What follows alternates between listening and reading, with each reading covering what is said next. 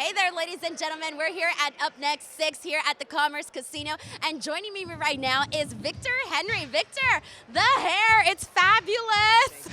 I finally let it out. Usually I have it up because I'm training or it's generally in my way. But tonight's 80s night. And I know usually people think of the 80s, they think mesh shirts and cocaine. Now we're not doing that. We're doing heavy metal over in the 80s. So. And the wild hair, I love it. Oh my gosh. So Victor, I know you're out here cornering three of your guys here tonight. Tell us who you're cornering. Tell us how you're feeling and all of that. So first off, we got Desmond Alvarado. He's fighting on the amateur card tonight, and guy's a workhorse. He's one of the up-and-comers over at CMMA, and he's got a bright future. Another guy we have is AJ Bryant. Longtime teammate of mine, and knockout power in both hands, and coming out in the southpaw stance really surprises people, and he's looking to put somebody away tonight. Also, we have Diego Perez, long, lanky striker, also capable of putting people away with one shot. So, all in all, we got some exciting guys tonight, and we're looking to put on a show. So talk to me a little bit about some of the responsibilities when you're out there cornering someone. What do those responsibilities entail? Generally, I reserve my voice because I'm still very much a teammate. I'm not a coach, so I try to stay within my role. I let the coaches do the coaching. So what I do is I let them know, hey, 2 minutes left, 30 seconds left. So I let the coaches know, so they have eyes where they don't have eyes, such as on the time. So, as far as that aspect goes, that's my responsibility. But it's so much easier getting into the fight than cornering a fight, because my heart feels like it's going to jump out of my chest every time. I tell these guys all the time, don't ask me to corner you because it's terrible for me. And that's a very selfish thing for me, but I understand that, they want my eyes, having been in so many fights, they trust my vision in there. So even now and again, I'll tap my coaches on the corner, hey, I think they can do this. So they'll yell it out. But generally speaking, I let the coaches do the coaching.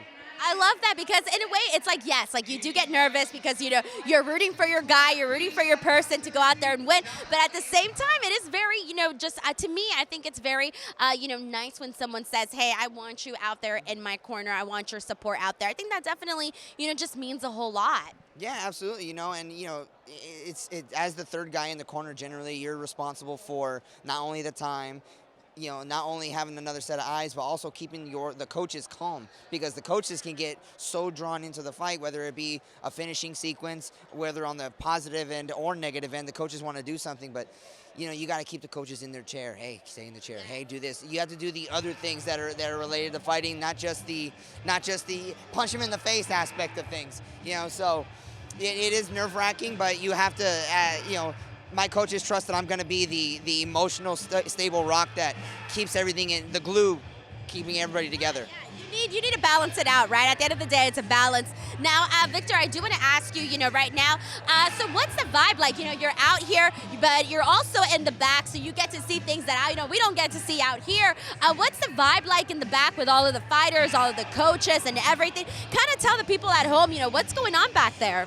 Well, it's a mix of emotions. Of course, you got the promoters, running around with their chickens with their heads cut off, because a lot of times, things are going smoothly, and then all of a sudden things are going completely wrong. A lot of the fighters, some of them are in their own zone. They got their headphones and not listening to anything. Other ones are chit-chatting, and they're just trying to distract from the nerves. The nerves are a real thing, and I got a story that I tell my teammates all the time about when I used to get nerves. I was at breakfast with my mom, and she goes, "What time is your fight?" Because I'm sitting there just like ready to go. She goes, "What time is your fight?" I'm like, "About 7 p.m. She goes, "The fight ain't gonna happen till it happens, so don't ruin breakfast."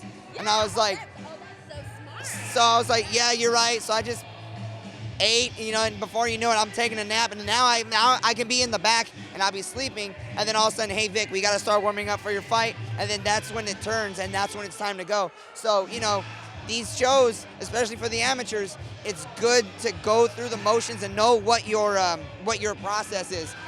Other fighters, like I said, they like to sit down and do nothing. Some other fighters like to chit-chat. Other fighters, you can see them just ready to go. But whatever their process is, you have so many kinds of things to see, and you can, it's interesting to see as somebody not fighting tonight, but you see what people go through. So. Exactly. And I love that, by the way, what your mom said about, hey, it was kind of like a trick question at the same time, because you're like, oh, does she really want to know what time the fight is? It's at 7. It's funny because my mom's from the South, so the way it really came out is, sweetie, that fight ain't gonna happen till it happens. Don't ruin breakfast. It's definitely true. I love that. And I feel like that could be applied to in anything in life when you're like nervous or something or have anxiety about something. Worry about it when you have to worry about it. Don't let it ruin your entire day. Victor, I do want to ask you, your thoughts on Up Next fighting based on what you've seen. What are your thoughts on the promotion? I think they're doing an excellent job. They have the pro card and amateur card.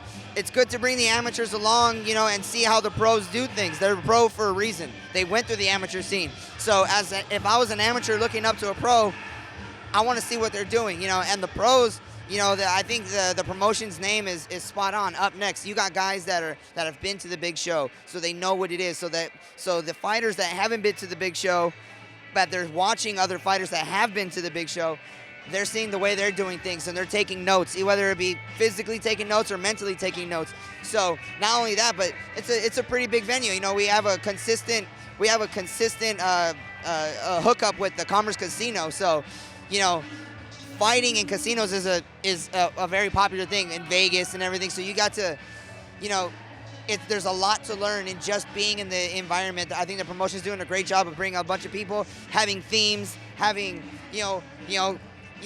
food around. Not a lot of promotions carry food. You'd be surprised. And every time I come here, I always kill a big thing of nachos and asada and everything. So. It is very surprising to me when you're like, they've got food. I'm like, wait, other people don't got food? Yeah. What? Yeah, it's amazing. Because generally speaking, you have just the liquor. People want to sell the liquor, but here it is. We got tables if you want to gamble. We got your liquor also, and we got food. So. We need the food, man. All right, Victor, my last question to you is, what's next for you? What are you working on? What's going on in your world? Tell us. Well, I just had a fight 2 weeks ago over in the UFC, so right now I've just been stuffing my face, eating like a pig. Hopefully soon I get another call from the UFC. I got another fight on my contract, so I'm looking to get back in there and punch another face. Incredible. Well, Victor, thank you so much for coming out here and chatting with me. I appreciate it. Thank you so much. Thank you.